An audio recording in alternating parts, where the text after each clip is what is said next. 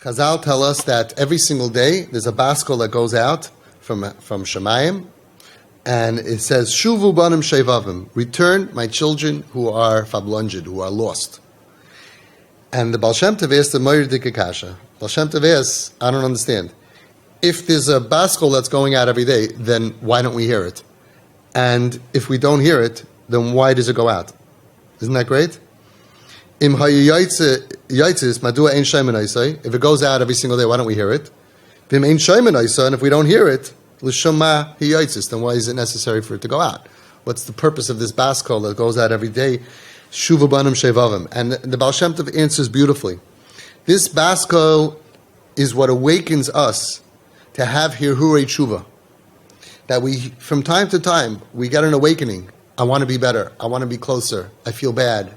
We think about our spiritual matziv, our spiritual situation, which if you think about it, what else is there to really think about during life? Everybody knows that at the end of life, all the other problems and all the other physical and other needs are gone.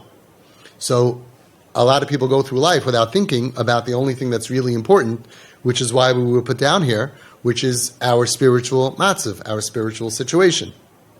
So sometimes a person goes ahead and he gets this awakening.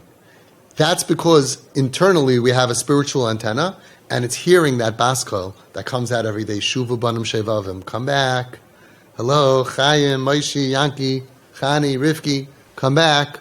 And then at times when we're not full of dirt and the antenna is clean, and of course the more clean we are, the more sensitive we are to hearing it, and the more dirtier we are, the more we need to hear it, and the more we need to focus on trying to hear it, but it's there. It's that feeling that we get, I want to be better. And it arrives and arises in our essence. That comes from the baskel. We have to grab and hold on to this awakening. And according to this, we could understand what it says in Sefer Oyev Yisrael from the Afterruf.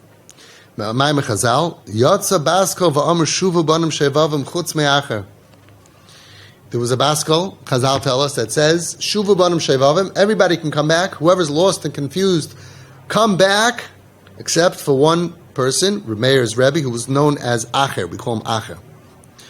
So yes, I don't understand. Why would it say, come back, except for Acher? We know, ein davar oimid b'fnei tshuva. There's nothing that can come back before tshuva. Nothing stops tshuva. So what does it mean everybody can come back? Millions of Jews can come back except one guy? What do you mean except? Nothing stops tshuva. And we know that the Ratzon Hashem is labal yidach mimenu nidach. We know that it's Ratzon Hashem that no Jew should be left behind. That the one who is cast away, pushed away, should not be cast away. He should come back. So he explains, I'll tell you what it means. The hisayrus that we have comes from a baskel, that Hashem gives us a little push. It's arusa de leila. We need a little help. So Hashem sends out these messages. Come back, come back, come back, Avi. And that is what helps us get awakened. And that opens up before us a Shari Tshuva. That's what it says, chutz me'acher. Acher sins so much, so badly, that he has to do it on his own. That was his punishment. But if he were to go on his own and be ma'ayir himself to do tshuva, even this one Jew that is the worst Jew in the world, that Hashem says, even though I call out to every Jew to come back and that awakens him, I'm not giving him that spiritual awakening, even him. If he on his own said, but I want to come back, of course he's welcome back. Repenting, tshuva, returning is not mugbal, is not in a boundary. Why does he bring this down? Because some people think, I am so bad, Hashem doesn't want me. There's no such thing.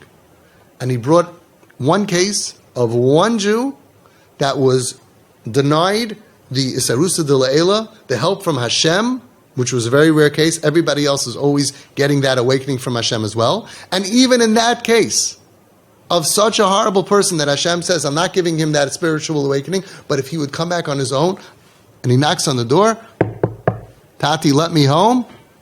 Of course, When a child knocks on the door, Tati, I want to come home, every father lets him home. Of course. And that's very important for us to know. There's nothing that we can do that could stop us from repenting. And Baruch Hashem, we are all zeicha. We're not like Acher. We're all zeicha to have that Sarusa de Le'ela. And we have to tap into it. And when we have it, we have to grab onto it, grab onto that Osiris that we feel certain times during Rosh Hashanah, or during Yom Kippur, Hashem Walikim, by Kaisel, whoever we are. When we have a clear antenna, we have to just try to keep that feeling alive and realize that's the emes. That's who we are, and this is the reality. And if we don't feel it, we should live our lives on the autopilot of what we felt when we were clear, not on the autopilot of what we feel when we're confused and it's covered and we're going through a hard time.